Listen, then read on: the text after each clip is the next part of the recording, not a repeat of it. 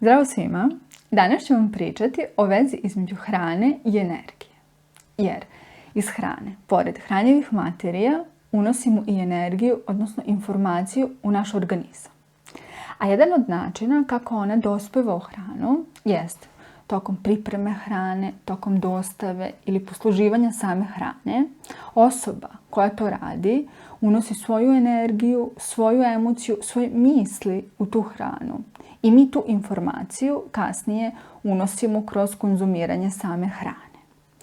Iz tog razloga je veoma bitno da kada pripremamo hranu, budemo u stanju mira, ljubavi, spokojstva, jer na kraju mi ćemo unijeti tu hranu ili neka druga osoba.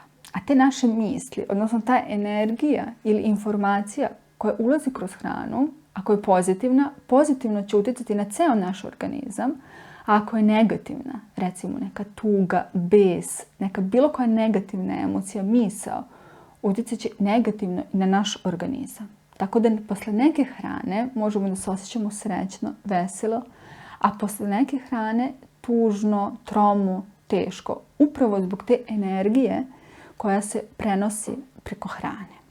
Recimo, u restoranu će na hranu koju mi na kraju pojedemo utjecati i energija, odnosno misli osobe koja priprema hranu, recimo nekog kuvara, također energija i misli konobara koji će nam dostaviti tu hranu. Tako da je veoma bitno da znamo ko nam pravi hranu, ko nam poslužuje, a opet kažem da vodimo računa i kad mi pripremamo hranu, u kakvom stanju je pripremamo. A nešto više o energiji misli i kako utječe na naše zdravstveno stanje i naš celokupan organizam pričat ću vam u nekom od narednih videa.